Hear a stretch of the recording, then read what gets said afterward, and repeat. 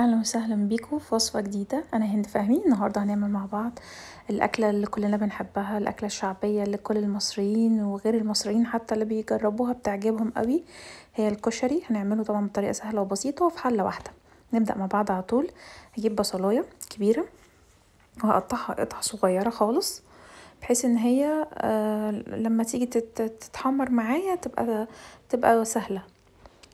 هنزل هنا بمعلقه فلفل اسمر ومعلقه ملح برضو صغيره. احنا هنا بنحط طبعا الكميه على حسب انتوا حاطين كميه قد ايه. ودي معلقه نشا صغيره، ولو حبيتوا تزودوا برضو تاني بنزود معلقه تاني على حسب الكميه زي ما قلت لكم. وهنقلبها كويس قوي. هنا النشا هيخلي البصلايه تبقى مقرمشه معايا. طبعا اي كشري لازم التقليه تبقى فيه مقرمشه ومحمره ولونها جميل. هنجيب بقى حبه زيت صغيرين كده في طاسه ونبدا ننزل بيهم شويه بشويه. ننزل بيهم حبه حبه علشان ما ننزلش بيهم مره واحده ونلاقيهم لازقوا في بعض. هنديهم تقليبتين 3 كده بس لما ياخدوا لون من تحت، وده هيبقى شكلهم النهائي بعد لما تتحمر خالص.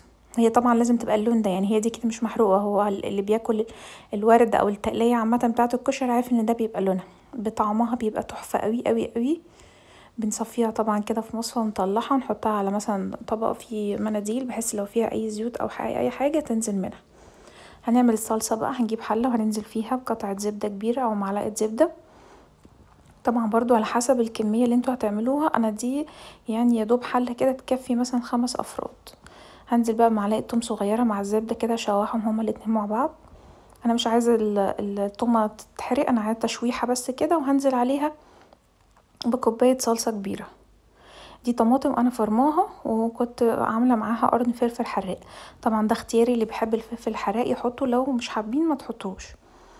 هنبدا بقى ننزل بقى بالتوابل بتاعتنا. هنحط معلقه بابريكا صغيره، معلقه فلفل اسمر، معلقه كمون صغيره برضو، ومعلقه نص معلقه كزبره بس هي الكزبره بتبقى حلوه جدا مع الصلصه.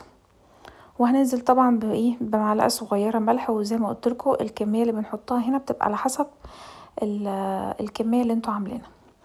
هنديها بقى تقليبه ونسيبها خالص لحد ما تتسبك. هديها كده رشه بصل بودر، بحبها عشان ما حطيتش في الصلصه بصل، فبتدي طعم ونكهه حلوه. هنسيبها لحد ما تتسبك خالص، وقبل ما يعني وهي خلاص في مرحله التسبيك خلاص بنزل عليها بمعلقتين صلصه كبار. ممكن نديها هنا برضو رشه سكر لو انتوا حابين. يعني في ناس بتحب الصلصه اللي هي بتبقى مسكره زي صلصه البيتزا كده. وهننزل عليها بقى هنا بمعلقتين الصلصه وهنقلبها، وهننزل عليها بمعلقتين خل كبار.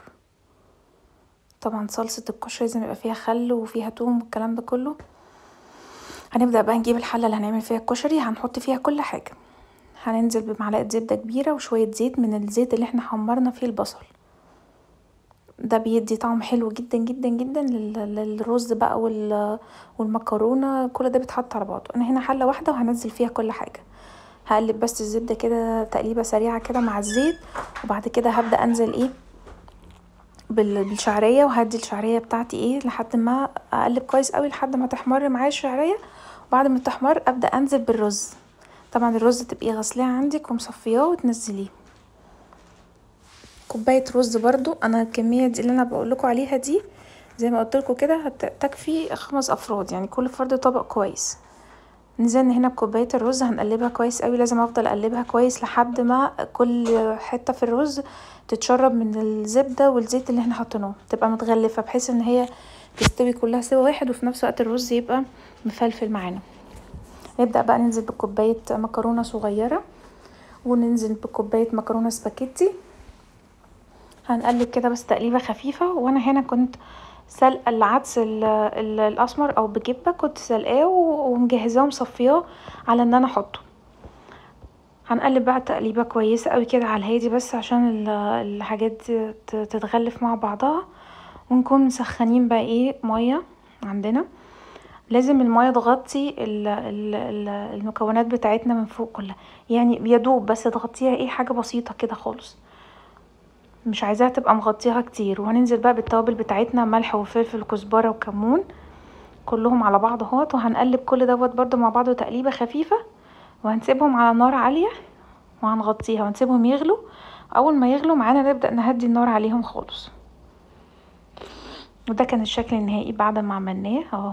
الكشري طالع معايا مفلفل، مفيش حاجه معجنه ولا حاجه، ومستوي وطعمه جميل جدا، هيعجبكم قوي. هنبدا ننزله كده في الطبق، وننزل معاه بقى بالورد او التقليه اللي احنا عملناها.